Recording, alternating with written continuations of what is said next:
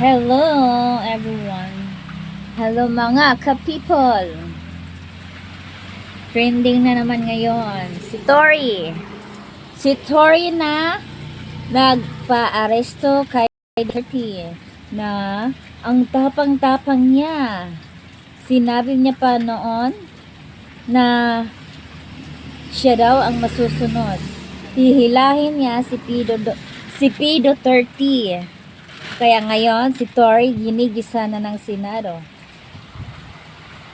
Tutulungan kaya siya ng kanyang among ahas? Ano kaya sa palagay niyo mga ka-people? Kasi si Tory ngayon, gisang-gisa na sa Senado. Wala nang magagawa ang kanyang amo. Nakakapagtaka kung bakit ngayon lang nakialam ang Senado kung kailan naaresto si P. Duterte. So, ibig sabihin, si BBM may sariling desisyon. Kasi, naitadala niya si P. Duterte sa ibang bansa na di dumaan sa Senado. Pwede pala yung ganun na yung presidente may sariling desisyon. Di mo na dadaan sa Senado ang kanyang desisyon. Kasi ngayon si Tory ginigisa ng kapatid niyang si Amy. May jurisdiction naman sa Pilipinas.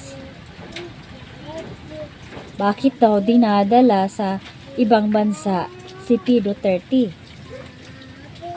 Diba? So, ibig sabihin, alam-alam. Naniniwala ba kayo guys na walang kalam-alam yung kapatid?